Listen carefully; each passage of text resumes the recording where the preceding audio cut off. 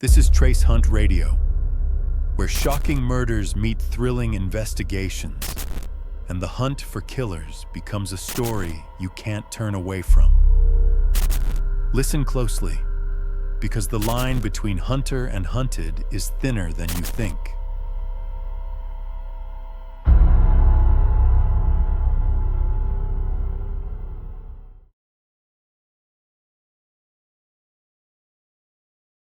Paris, the late 19th century.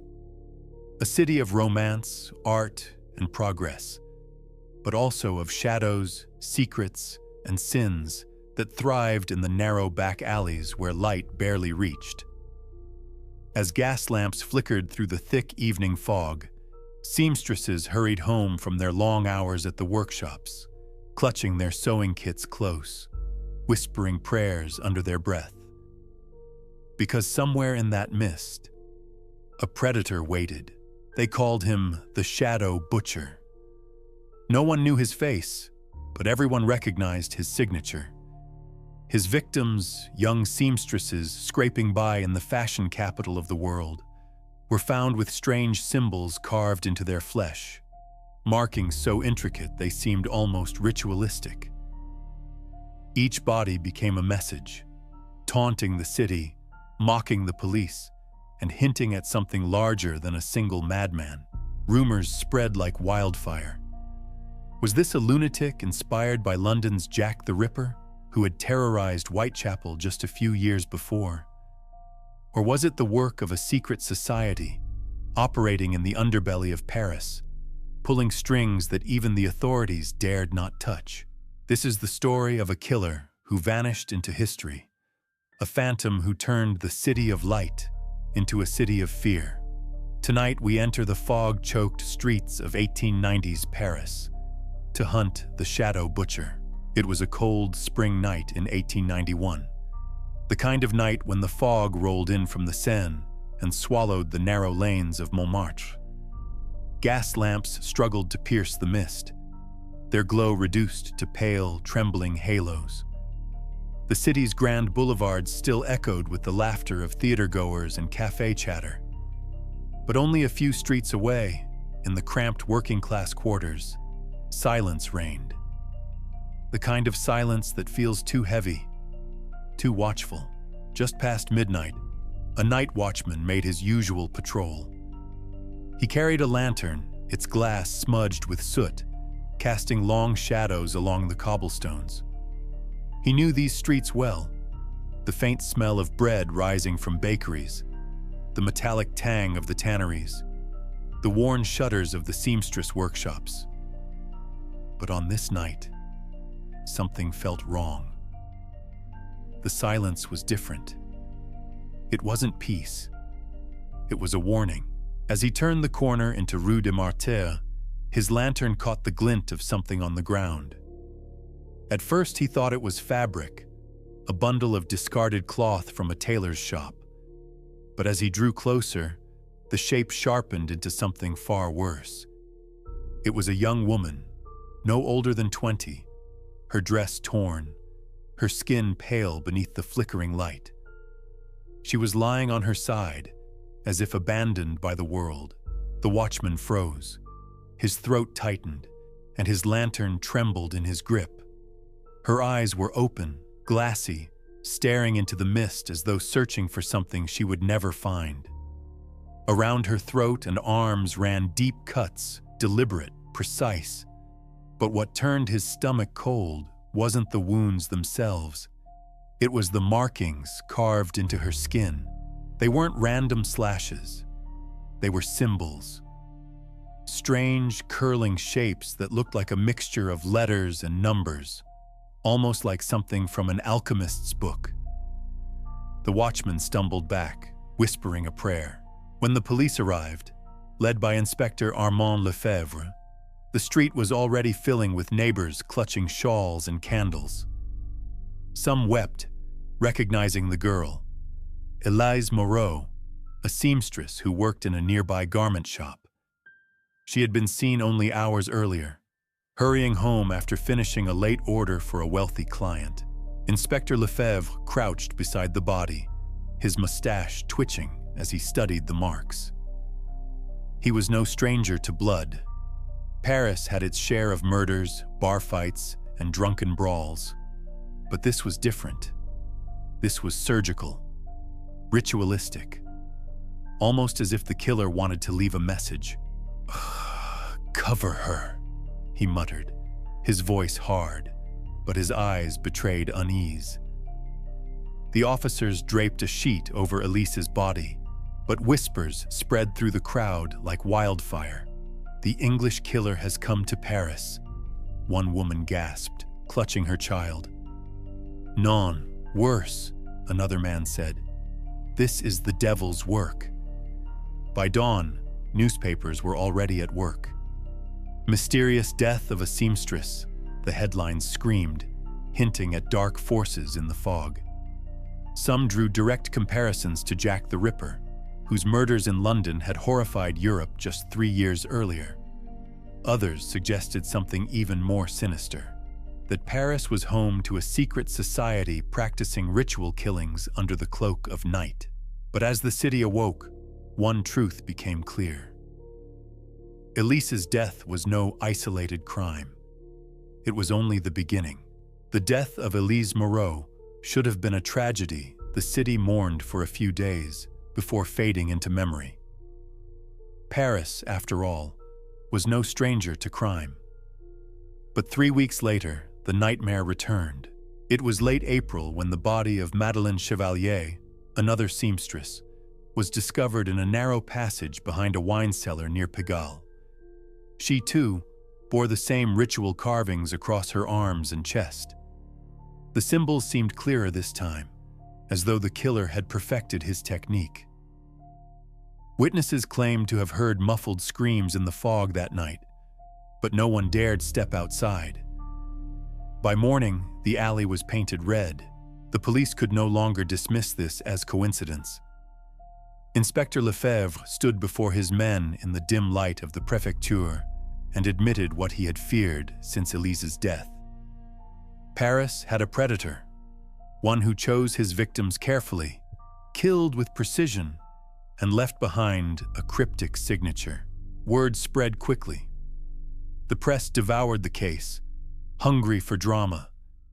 Headlines screamed of the Paris Ripper, the seamstress slayer, and finally, the Shadow Butcher. That last name stuck. It captured the essence of the phantom haunting Paris. Unseen, silent, striking only when the city was cloaked in fog. Fear spread through the working-class quarters like a plague. Seamstresses stopped walking home alone. Men escorted their wives and daughters at night.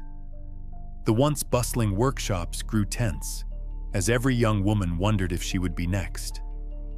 Gas lamps became symbols of safety, yet also reminders of how thin the line between light and darkness truly was. But the killer wasn't finished. By June, a third body appeared, Sophie Durant, found slumped against the old stone walls of Père Lachaise Cemetery. The symbols on her body were arranged in a circle, almost like a ritual seal. Investigators noticed a chilling detail. Each victim had been killed on the night of a full moon. Panic turned into hysteria. Crowds gathered outside the police station, demanding action. The newspapers fanned the flames, some even accusing the authorities of hiding the truth. Whispers spread through cafes and cabarets. Perhaps the killer wasn't a man at all, but a servant of dark forces. Others believed a secret brotherhood was making sacrifices right under the noses of Parisian society. Inspector Lefebvre dismissed the occult theories publicly, but privately he wasn't so sure. He studied the symbols, bringing them to scholars, priests, even fortune-tellers. None could give a definite answer, but all agreed on one thing. Whoever carved them knew exactly what they were doing. As summer drew near, the city braced itself. Parents locked their doors earlier each night. The sound of footsteps in the fog sent shivers down spines, and in every corner of Paris, From Montmartre's winding alleys to the grand boulevards, one name whispered on every lip: the Shadow Butcher. By the time Sophie Durant's body was found at Père Lachaise, the Shadow Butcher had already etched himself into the nightmares of Paris. But what haunted people most were not the killings themselves. It was the symbols. On Elise Moreau, they seemed like crude scratches, almost meaningless. But on Madeleine and Sophie, the carvings had become deliberate, complex. Some resembled triangles, others circles entwined with lines. They weren't random. They were a language, a message. Inspector Lefebvre gathered his team around the crude sketches of the symbols made by his officers. They pinned the drawings to a wall inside the prefecture, creating a grim gallery of death. At first glance, they looked like nonsense, but when placed side by side, a pattern began to emerge. Lefebvre sought answers anywhere he could. Scholars at the Sorbonne squinted at the marks, flipping through ancient tomes of alchemy and medieval mysticism. A Jesuit priest suggested they resembled demonic seals used in forbidden rituals. An eccentric bookseller in the Latin Quarter whispered that they looked like the secret glyphs of Rosicrucians or Freemasons.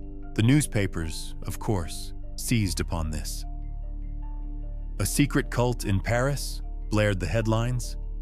Seamstresses sacrificed in ritual murders. The public imagination exploded. Some claimed to have seen hooded figures in the fog. Others believed the killer was a surgeon from a powerful brotherhood, protected by wealthy men who pulled strings behind the scenes. Lefebvre, though skeptical, could not ignore the evidence. The symbols grew bolder with each murder, as if the killer were growing confident, even daring the police to decipher his code. He began to wonder, was the Shadow Butcher a lone madman, or merely the blade of a hidden hand? In Montmartre's cafes, people spoke of secret societies meeting in candlelit basements, performing rites older than Christianity itself. Seamstresses, now terrified to work past sundown, crossed themselves twice when walking home, whispering prayers against unseen eyes. But perhaps the most disturbing theory came from a linguist who specialized in ancient ciphers. He claimed the symbols, when rearranged, formed fragments of sentences. The latest carving, found on Sophie's chest, could be translated, albeit roughly, as, "The work is not finished." The realization chilled Inspector Lefebvre to his core. The murders were not random acts of violence. They were chapters in a larger story, one that was still being written in blood. The Shadow Butcher had now claimed 3 lives, and Paris was boiling with fear and fury. Inspector Armand Lefebvre knew the city demanded answers. Every morning, his superiors pressed him for progress. Every evening, the newspapers accused the police of incompetence. And every night, another seamstress hurried home with terror in her eyes, wondering if she'd be next. Lefebvre organized a task force unlike anything Paris had seen before. Patrols doubled across Montmartre and Pigalle. Detectives disguised themselves as night laborers, drifting through fog-drenched alleys in hopes of catching the killer in the act. Posters warned women not to walk alone after sundown. Still, the murders continued. The false suspects. The first man arrested was a butcher from Montmartre named Henri Lenoir. He had a violent temper, and his knives were found stained with blood. The press declared victory. The Shadow Butcher has been caught. But the triumph lasted only a week. The blood, tests showed, came from pigs, not humans. Henri was released, but his reputation was ruined. Next came Jacques Vasseur, a drunken tailor who lived near the crime scenes. Neighbors swore they heard him muttering about cutting women. Under interrogation, he confessed to a killing, only to later retract, claiming he was drunk and wanted attention. The police had nothing solid. He too was let go. Each false arrest only fed the Shadow Butcher's legend. He was no ordinary killer. He was a phantom who slipped through the fingers of the law. Stalking the fog, Lefebvre himself began walking the streets at night, lantern in one hand, revolver in the other. He described the sensation in his private notes. The fog plays tricks. A shadow looks like a man, and a man looks like a shadow. Every footstep behind me feels like his. Every scream in the distance. I expect to find another body. Detectives set up bait operations. Young officers disguised themselves as seamstresses, walking alone through the mist. Others hid in doorways, waiting for the predator to strike. But the killer never appeared. It was as though he knew, as though he was watching them, laughing at their traps. The press versus the police. If the killer's blade haunted Paris by night, the newspapers tormented the police by day. Reporters wrote of police failures, of corrupt officials protecting the killer, of conspiracies that stretched into the highest offices. One cartoon in Le Petit Journal showed the Shadow Butcher dancing while blindfolded policemen stumbled in circles around him. The public began to lose faith. Some formed vigilante groups, patrolling streets with clubs and lanterns. Innocent strangers were attacked simply for looking suspicious. The city was tearing itself apart, and still the butcher roamed free. A break that led nowhere. In late summer, a glimmer of hope appeared. A cab driver reported picking up a tall, cloaked man near the site of Sophie Durant's murder on the very night she died. The man had reeked of iron, the smell of blood. He asked to be taken to the edge of the Seine, where he vanished into the fog. The police scoured the riverbanks for days, dragging nets through the murky water, searching for evidence. They found nothing but discarded bottles and broken crates. The lead, like all others, dissolved into mist. The weight of failure. By autumn, the case consumed Lefebvre's life. He stopped going home, living instead in his office, walls plastered with maps, sketches, and scraps of clues. Strings connected locations of murders like a spider's web, but no pattern made sense. Some officers whispered that the inspector was losing his mind. They weren't entirely wrong. Each night he dreamed of the symbols carved into flesh, glowing like embers in the dark. Each morning he woke convinced that Paris itself was conspiring against him, that someone powerful was shielding the killer. And still, the Shadow Butcher walked free. The hunt was relentless, but fruitless. The killer was always one step ahead, always hidden in the mist. By now, one thing was clear. This was not just a murderer. This was a ghost in human form, and Paris was his hunting ground. For weeks, the press had fed the public grisly details of the Shadow Butcher's crimes. But behind the sensational headlines, the carved symbols, and the fog-drenched alleys, there were lives. Young women with dreams, families, and stories cut short. Élise Moreau. Élise was the first. Barely 20 years old, she came from a family of farmers in the Loire Valley. Paris had promised a future, not luxury, but survival. She found work in a Montmartre workshop, sewing dresses for ladies she could never afford to imitate. Each night she stitched by candlelight, her fingers blistered, her back aching. Her co-workers said she saved coins in a small tin box, hoping one day to open her own modest shop. She was described as quiet, polite, always the last to leave because she needed every hour of pay. On the night of her death, she was walking home from an extra shift, clutching her sewing kit. That was the last time anyone saw her alive. Madeleine Chevalier. Madeleine's friends called her Lark because she sang while she worked. Unlike Elise, she was fiery, outspoken, quick to laugh. She had grown up in Paris's backstreets and knew how to survive.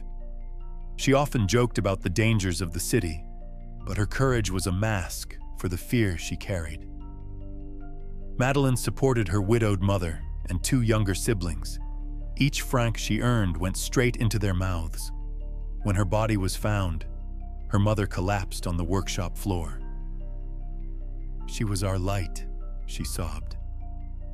"And now the darkness has taken her." Sophie Durant. Sophie was different. At 19, she was known for her beauty and her ambition.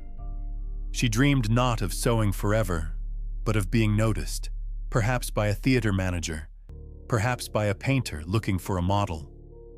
She adored strolling near the Seine, reciting poetry she barely understood, pretending she belonged to a higher world. But poverty chained her to the workshop like all the others. Her friends remembered her saying, "One day, I'll leave this life behind." Instead, she left it in the cruelest way imaginable. The forgotten class. These seamstresses were part of Paris's invisible army. Thousands of young women working 16-hour days for pennies, sewing gowns and corsets for the wealthy elite. They had no protection, no unions, no voice.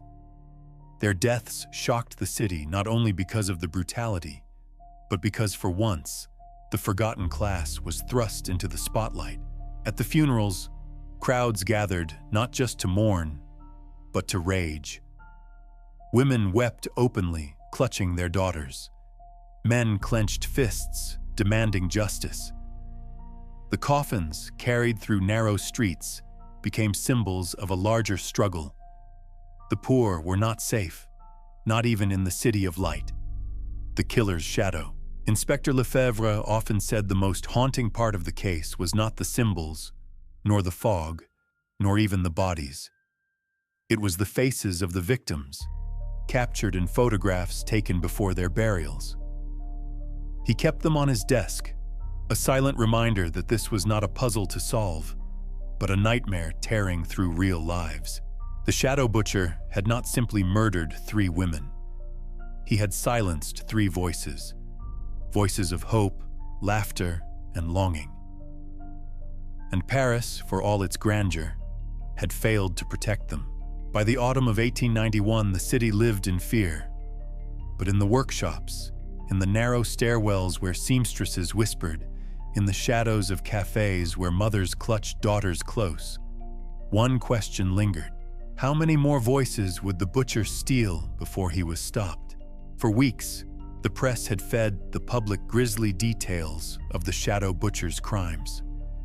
But behind the sensational headlines, the carved symbols, and the fog-drenched alleys, there were lives. Young women with dreams, families, and stories cut short. The police called them victims. The newspapers called them seamstresses. But to those who knew them, they were far more. Elise Moreau was the first.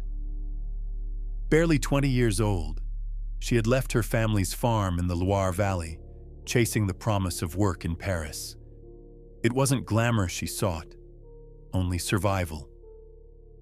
In a cramped Montmartre workshop, she stitched gowns for wealthy ladies she could never hope to imitate.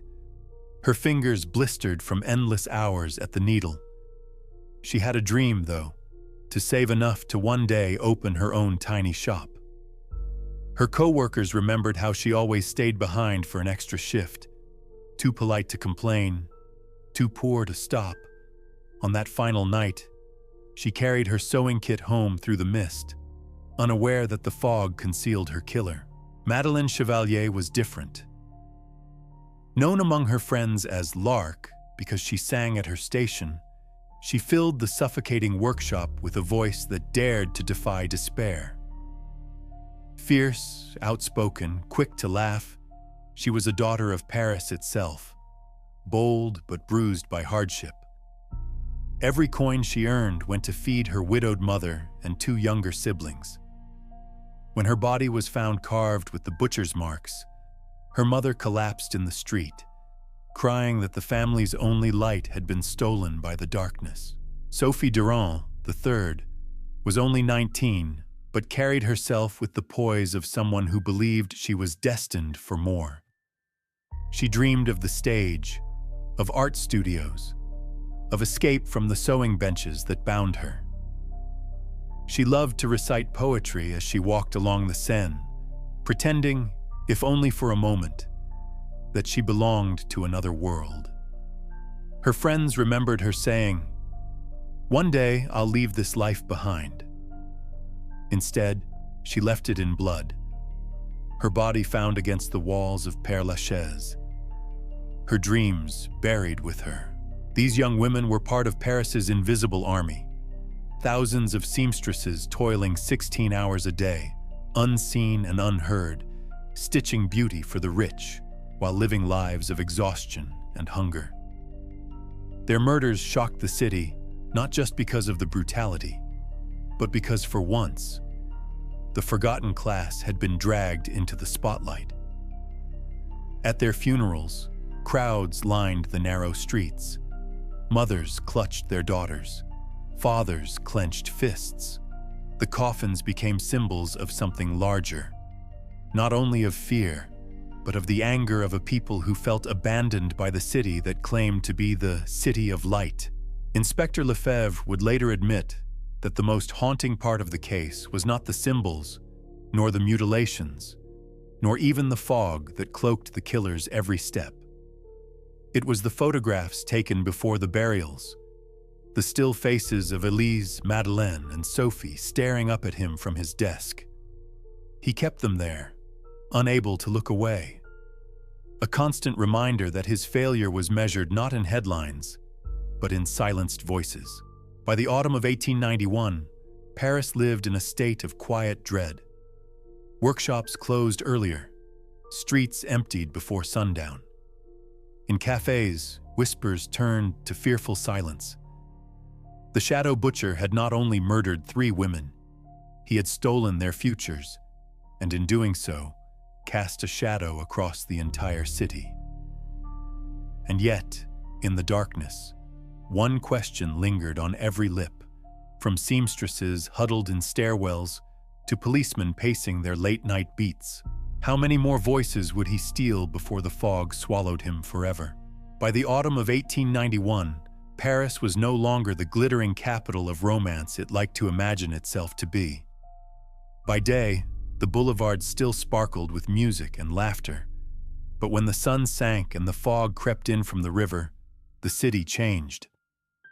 Doors were bolted, shutters drawn, and the cobblestone streets emptied before midnight. Mothers warned daughters never to walk alone. Men who once prided themselves on Parisian bravado now quickened their pace when lantern light flickered low. The shadow butcher had infected the very soul of the city.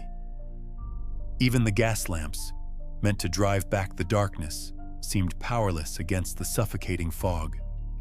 Fear seeped into every conversation. In the cafes of Montmartre, customers lowered their voices when the killer's name was mentioned, glancing toward the windows as though shadows might be listening. The newspapers fanned the panic with lurid illustrations. Victims sprawled in alleys, hooded figures with knives, cryptic symbols scrawled across walls. They compared the killings to Jack the Ripper's reign of terror in London, suggesting the butcher was either a copycat or perhaps even the Ripper himself, relocated to Paris. The idea spread like wildfire that the most infamous murderer of the century had crossed the Channel and now hunted in the fog of the French capital. International attention soon followed.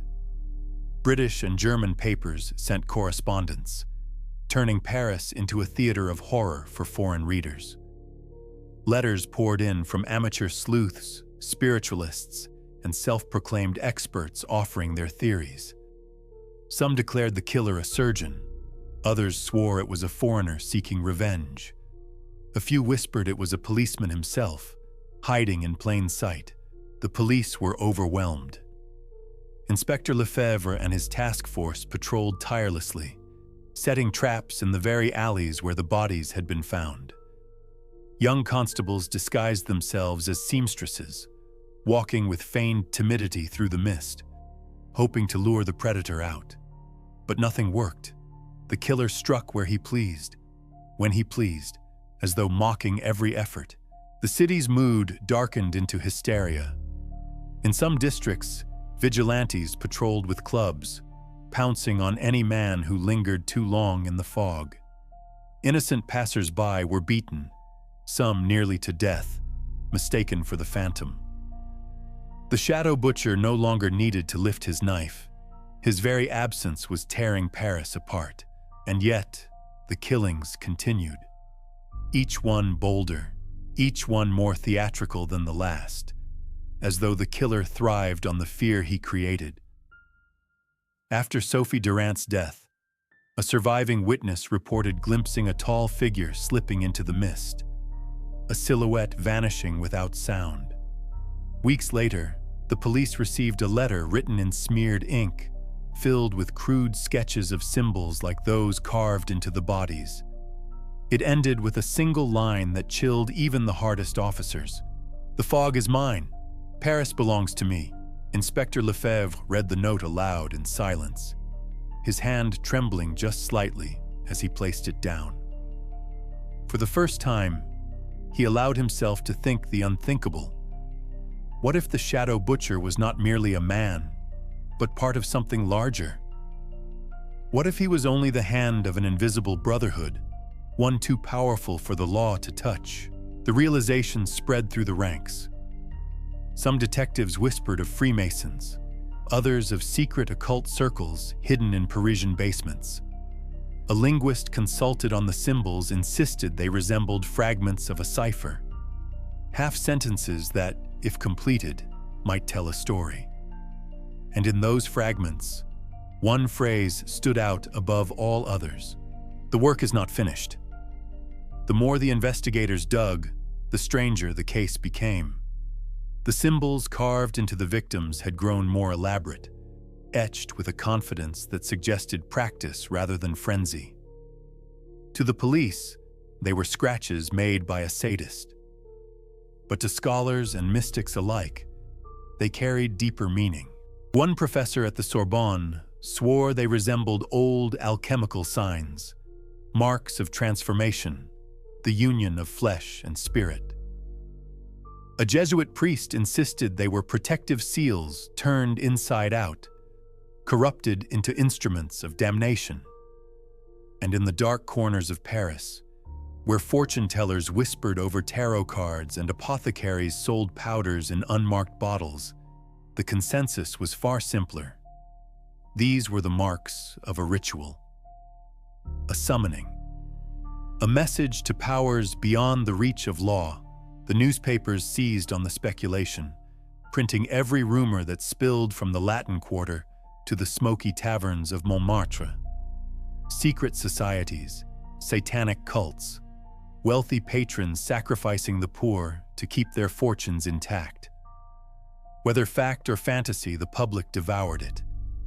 Paris, already fearful, was now convinced that the butcher was not working alone. Behind him stood something larger, older, and infinitely more terrifying.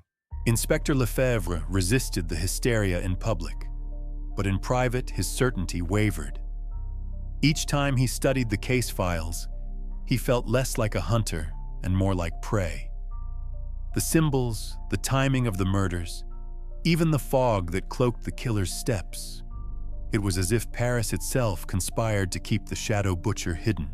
And then, in late November, the city awoke to its darkest dawn. A seamstress named Claire Fontaine, just 17 years old, had failed to return home after finishing her shift at a workshop near the Seine. Her mother waited by the door through the night, whispering prayers with trembling hands. By morning, a group of ragpickers found her body near the riverbank, slumped against the stones as the tide lapped at her feet. This killing was unlike the others. The symbols were no longer confined to her flesh. They were smeared across the walls in blood, a circle enclosing a crude star. Passers-by who saw the scene gasped that it looked less like a murder and more like a ceremony. The press descended in a frenzy. crowds gathered behind police lines, murmuring that the butcher had crossed a line, that his work had reached some terrible climax. The city was paralyzed. Even the bravest men refused to step outside after nightfall. And in the smoke-filled offices of the prefecture, Inspector Lefebvre stared at the photographs of Claire's body and knew, with sickening certainty, that the butcher was accelerating. He was no longer content to kill in shadow. He wanted the world to see. This pushes us right to the butcher's most horrific and theatrical crime, setting the stage for the disappearance and lasting mystery. The murder of Claire Fontaine was the breaking point. Paris had lived in fear for months, but now the fear turned into frenzy. Word of the blood-drawn symbols near the Seine spread faster than the fog itself, twisting into every imaginable rumor. Some swore witnesses had seen hooded men chanting before the body was found. Others claimed the blood marks were not drawn by human hand at all, but by something unholy moving in the mist. The newspapers wasted no time. Headlines shrieked of devil's work on the Seine and Paris in the grip of a ritual killer. Illustrated pamphlets showed demonic symbols crawling across the city's walls, as though Paris itself had been cursed. International correspondents described the capital of art and beauty as a city drowning in terror. No longer the city of light, but the city of fear. The government, embarrassed by the mounting hysteria, demanded quick results. Police raids swept through the poorer districts. Dozens of men were dragged into cells. Butchers, drunks, vagrants, and anyone who looked remotely suspicious. None fit. Each release only deepened the impression that the shadow butcher was untouchable. Inspector Lefebvre bore the weight most heavily. His desk was buried beneath sketches of symbols, maps of alleyways, photographs of the dead. He no longer slept, pacing the prefecture at all hours, muttering about patterns only he could see. His colleagues feared he was unraveling, but no one dared confront him. For Lefebvre, this was no longer about duty or career. It was war, a personal hunt against an enemy who seemed to exist and not exist at once. Then, suddenly, as winter pressed down on the city, the killings stopped. Weeks passed, then months. No bodies appeared in the alleys. No strange symbols stained the walls. The fog returned each night as it always did, but the knife no longer cut through it. The shadow butcher had vanished as abruptly as he had come. Some said the killer had fled Paris, perhaps to another city, another country, to continue his work unseen. Others believed he had been silenced, killed by the very secret society that had once protected him, his purpose fulfilled. There were even whispers that he had never been a man at all, but something born of Paris's shadows, fading back into the darkness once his task was done. For Inspector Lefebvre, there was no triumph, only the hollow silence of unfinished work. He retired years later, his health broken, his mind haunted by faces of the dead and symbols that still burned behind his eyes. In his private notes, found after his death, he wrote one final line beneath a sketch of the carvings. The work was never finished, only paused. And so the shadow butcher of Paris passed into legend, a phantom of the fog, a name whispered in fear, a mystery that still lingers in the archives and alleyways of the city. His identity was never uncovered. His motives remain unknown. But the fear he carved into Paris at the end of the 19th century has never fully faded. To this day, when the fog drifts heavy across Montmartre and footsteps echo in the empty streets, some claim you can still feel him there, watching, waiting. We've now reached the closing arc, the legend, the theories, and the haunting afterlife of the case. This will give the script a powerful ending while keeping it open, unsolved, and eerie. Even as the murders ceased, Paris could not forget. The name of the shadow butcher lingered in whispers long after the fog had lifted. In taverns and cafes, people traded theories the way gamblers passed cards. Some believed the killer had been a surgeon, using the bodies as practice for forbidden experiments.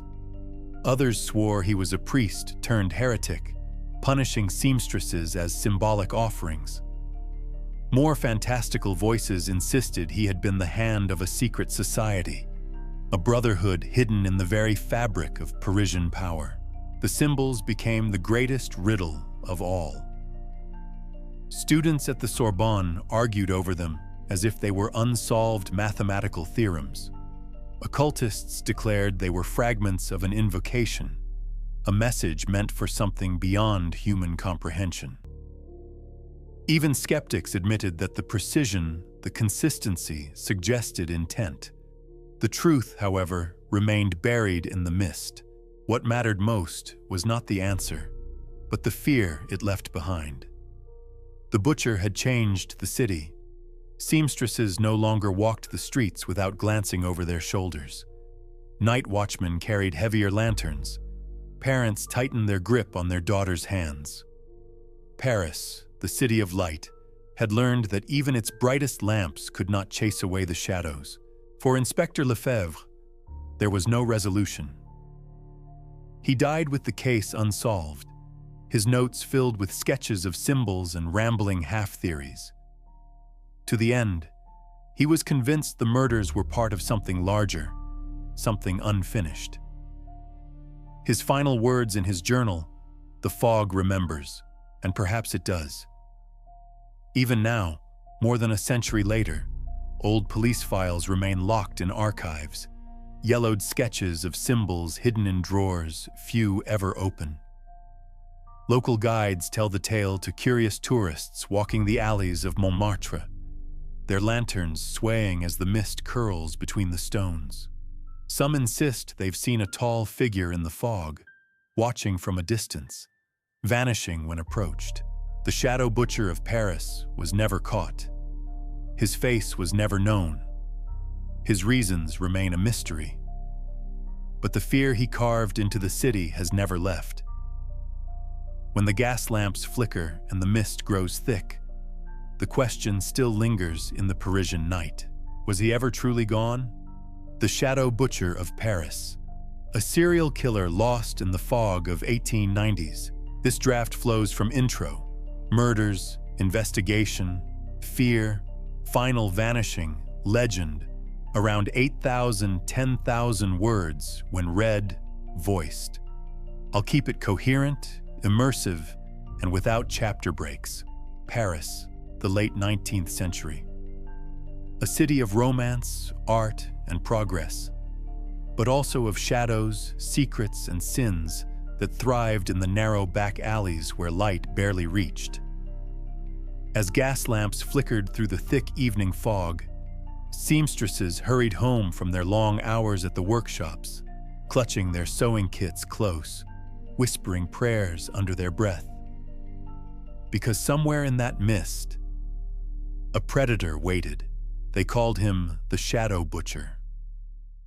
No one knew his face, but everyone recognized his signature.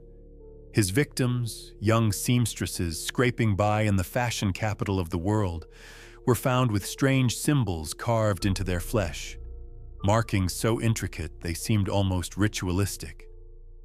Each body became a message, taunting the city, mocking the police, and hinting at something larger than a single madman. Rumors spread like wildfire. Was this a lunatic inspired by London's Jack the Ripper, who had terrorized Whitechapel just a few years before? Or was it the work of a secret society, operating in the underbelly of Paris, pulling strings that even the authorities dared not touch? It began one cold spring night in 1891. A watchman on patrol near Montmartre found what he thought was a bundle of discarded fabric in the fog. As he lifted his lantern, the bundle resolved into the pale body of Élise Moreau, a 20-year-old seamstress lying in the gutter. Her dress was torn, her eyes wide open, her skin etched with symbols that seemed to burn beneath the flickering light. Not slashes, not random wounds, symbols. Shapes that looked like a secret language. When Inspector Armand Lefebvre arrived, the narrow street was already crowded with horrified neighbors. Elise had been walking home after an extra shift, trying to save enough for her dream of opening her own little shop. Instead, her life ended in the shadows of Paris. The inspector bent low, studied the marks, and muttered only one word: ritual.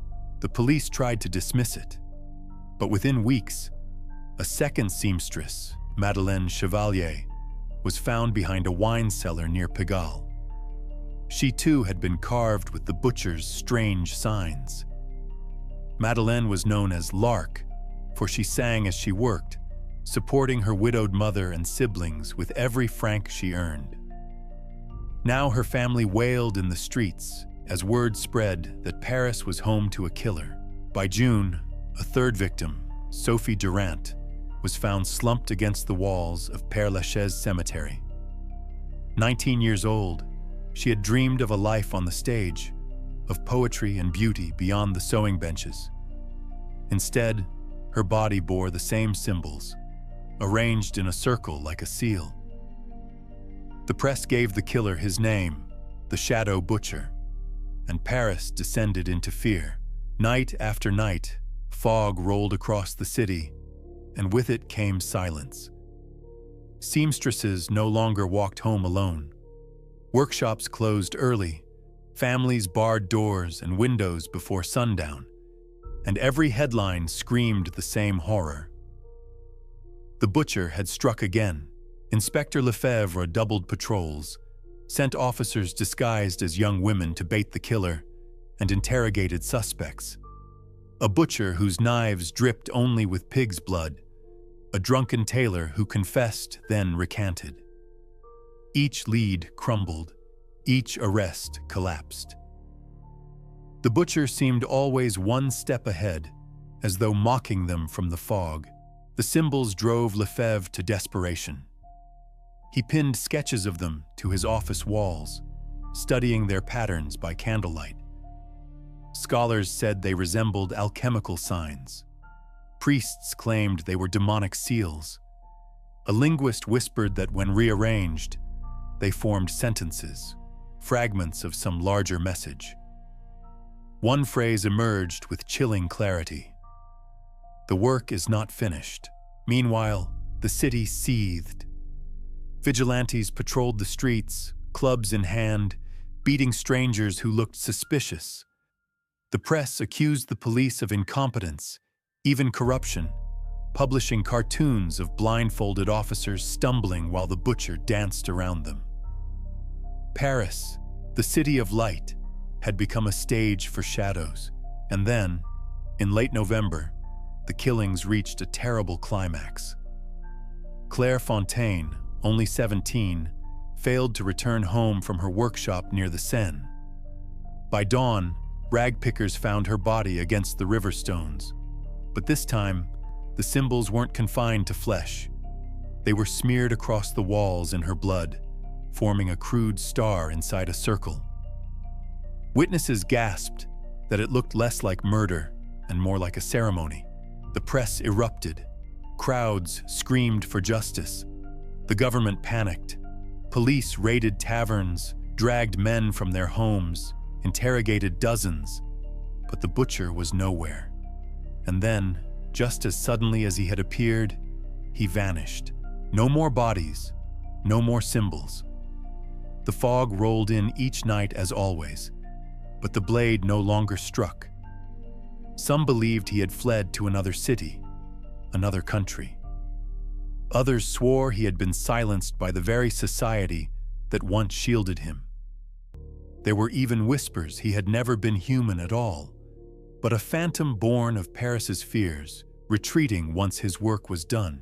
Inspector Lefebvre retired broken, his desk covered in maps, photographs, and sketches of the cursed symbols.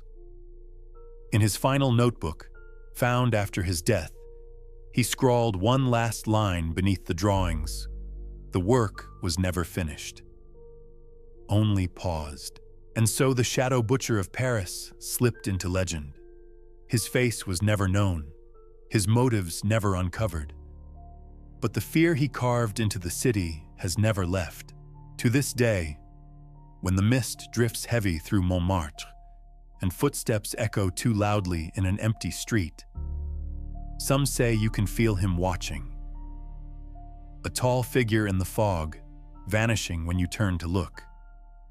The phantom of the 1890s, the killer who turned Paris into a city of fear. The Shadow Butcher was never caught, and perhaps he never will be.